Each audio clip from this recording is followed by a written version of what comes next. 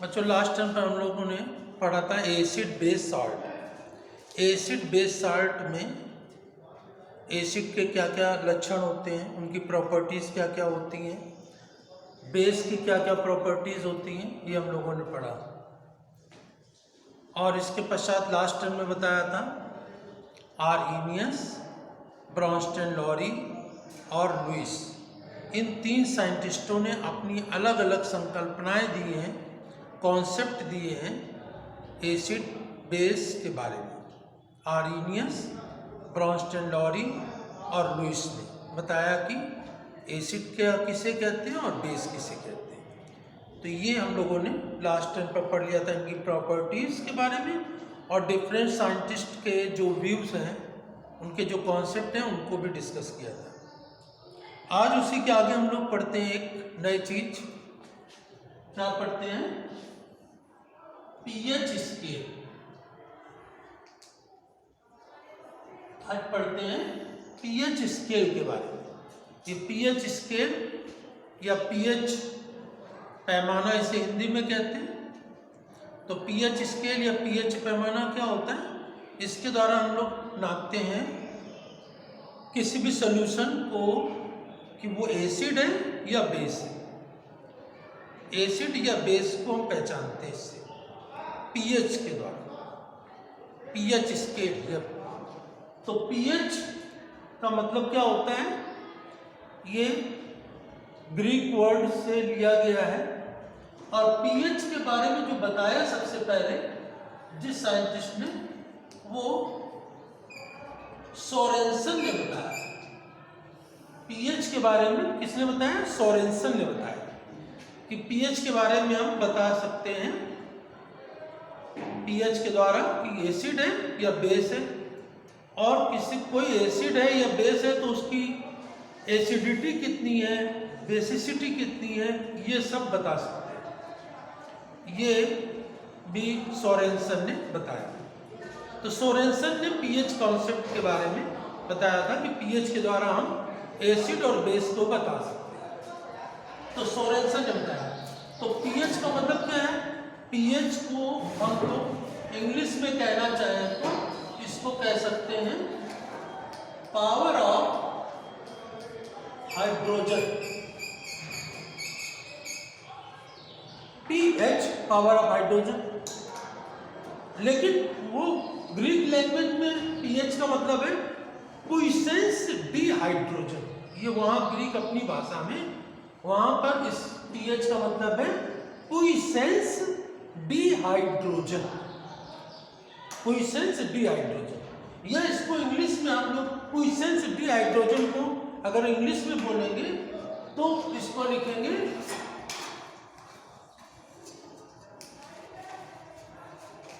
Concentration of hydrogen ion. English में कहेंगे concentration of hydrogen ion, इसको कहेंगे अगर इंग्लिश में कहेंगे, ठीक है ना। अब वैसे हम पीएच से सामान्य ऐसे इंग्लिश में बोल देते हैं पावर ऑफ हाइड्रोजन, लेकिन सोरेनसन ने दिया और उन्होंने अपनी भाषा में पीएच का मतलब क्या बताया? पुइसेंस डी हाइड्रोजन। पुइसेंस डी हाइड्रोजन को इंग्लिश में हमने ट्रांसलेट किया concentration of hydrogen ion. Hydrogen आयनों का जो कंसंट्रेशन होता है वही क्या है? ये पीएच है। तो ये तो पीएच के बारे में हुआ। अब पीएच के जितने भी आंकड़े लिए गए हैं, या हम लोग जो आंकड़े देते हैं, जिस बेस से बताते हैं कि ये एसिड है, ये बेस है, उसका कंसंट्रेशन कितना है, तो ये सब कैलकुलेशन किया जाता है सामान्य तौर पर 25 डिग्री सेंटीग्रेड। सारा कैलकुलेशन 25 डिग्री सेंटीग्रेड पर करते हैं। और 25 डिग्री सेंटीग्रेड को हम रूम टेम्परेचर मानते हैं। इसी टेम्परेचर पर कैलकुलेट करते हैं। अगर टेम्परेचर 25 के बजाय 30 हो गया, 35 हो गया, 40 हो गया, या 20 हो गया, 10 हो गया, तो जो मेजरमेंट, जो इसके पैमाने जो दिए गए हैं, वो भी सब बदल जाएंगे, वो वही नहीं रहेंगे। तो ये जितने भी पैमाने दिए गए हैं, जिसके आधार पर हम लोग बताते हैं एसिड और बेस के बारे में, वो 25 डिग्री सेंटीग्रेड टेम्परेचर पर ही बताते हैं।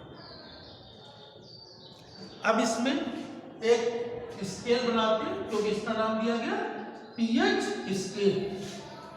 तो पीएच स्केल में यहाँ पर पीएच स्केल बना लेते हैं, और यहाँ पर बीचों बीच में यहाँ पर 0 से स्टार्ट करते हैं। 0 1 2 3 4 5 6 7 8 9 10 11 12 13 14 तक बनाए। यहाँ पर 7 को बीचों बीच ये मिडिल लाइन बनाते हैं। 7, ठीक है। अब यहाँ पर पीएच स्केल है, अगर पीएच स्केल 7 होता है, पीएच स्केल 7 है, तो जो सॉल्यूशन होता है जिसका पीएच 7 है, तो वो कैसा होगा? न्यूट्रल, उदासीन।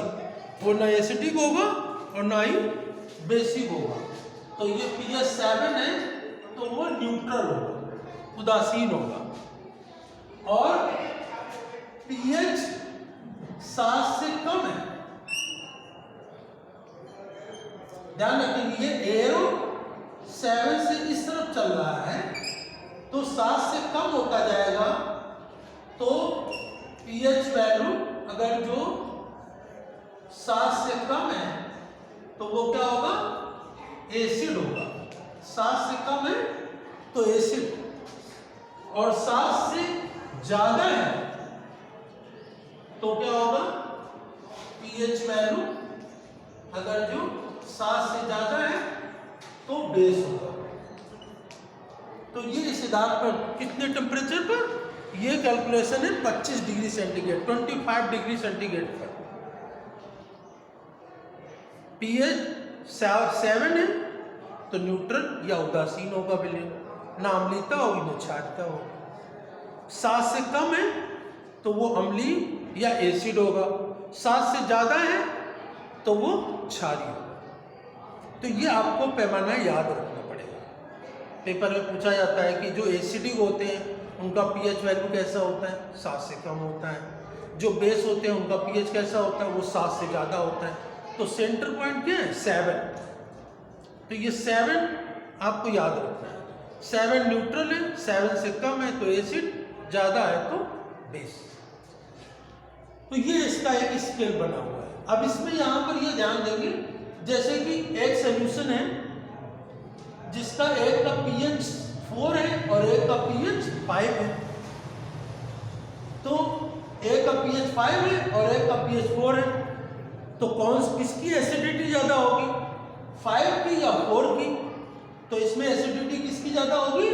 4 की ज्यादा होगी, क्योंकि जैसे जैसे हम 7 से दूर चलते चले जाएंगे 0 की तरफ, वैसे वैसे ये एसिडिटी बढ़ती चली जाएगी। तो ये ध्यान रखना है, यहाँ उल्टा नंबर आपको ध्यान रखना है। ये नहीं ऐसा बोल देंगे कि 5 ज़्यादा है, डिजिट ज़्यादा है तो इसकी एसिडिटी ज़्यादा होगी, ऐसा नहीं होगा। एसिड में आपको उल्टा ध्यान रखना पड़ेगा कि 4 पीएच है तो उसकी एसिडिटी ज़्यादा होगी, और 5 है तो एसिडिटी कम होगी। 4 और 5 में कंपेरिजन करते हैं। तो जैसे किसी की पीएच 2 है और एक का 3 है, तो किसकी एसिडिटी ज़्यादा होगी? 2 की ज़्यादा होगी, 3 की कम होगी। तो इसी प्रकार से ध्यान रखिएगा कि 7 से 0 की तरफ चलेंगे तो एसिडिटी बढ़ती चली जाएगी। तो एसिड के में ध्यान रखेंगे कि जितना कम नंबर होगा एसिडिटी उतनी ज़्यादा होगी। और बेस में जस्ट इसी का उल्टा होगा। बेस में क्योंकि यहाँ पर 7 से लेकर 14 तक जा रहे हैं, तो यहाँ पर सीधा जैसे एक का पीएच 10 है और एक का 11 है, तो किसकी एसिडिटी ज़्यादा होगी? 11 की ज़्यादा होगी, ठीक है ना। तो ये 7 से इस तरफ चल रहे हैं। तो इस प्रकार से ये 7 से अबव है तो ये क्या है? बेस है, ठीक है। बेस में जो डिजिट ज़्यादा हो उसकी बेसिसिटी ज़्यादा होगी, और एसिड में जिसका डिजिट कम हो उसकी एसिडिटी सबसे ज़्यादा होगी। तो इस प्रकार से पीएच क्या होता है समझ में आया। पीएच के बारे में किसने बताया? सोरेनसन ने बताया। पीएच का मतलब क्या होता है? क्विसेंस डी हाइड्रोजन, या इंग्लिश में कहेंगे तो concentration of hydrogen ion. PH के द्वारा हम क्या पता लगाते हैं कि कोई भी सोल्यूशन, कोई भी विलयन एसिड है या बेस है, ठीक है ना, ये पता लगाते हैं। और इसमें ये सारा कैलकुलेशन 25 डिग्री सेंटीग्रेड पर किया जाता है। तो ये हमने स्केल बना लिया और 7 इसका मिडिल पॉइंट है, ठीक है ना। पीएच अगर जो 7 है तो वो क्या होगा?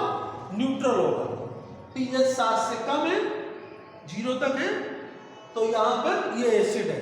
7 से 0 तक बढ़ते चले जाएंगे, एसिडिटी बढ़ती चली जाएगी, और 7 से 14 की तरफ बढ़ेंगे तो ये बेसिसिटी बढ़ती चली जाएगी, ठीक है ना। तो इस प्रकार से ये पैमाना आप लोग अपने बनाएंगे, कॉपी में नोट करेंगे।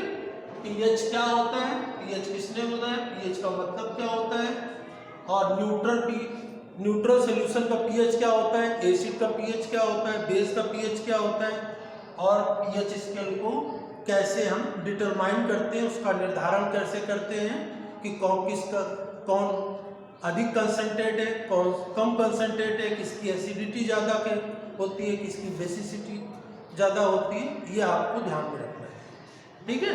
और नेक्स्ट टर्न पर इसी के आगे नेक्स्ट टॉपिक को हम लोग डिस्कस करेंगे। धन्यवाद।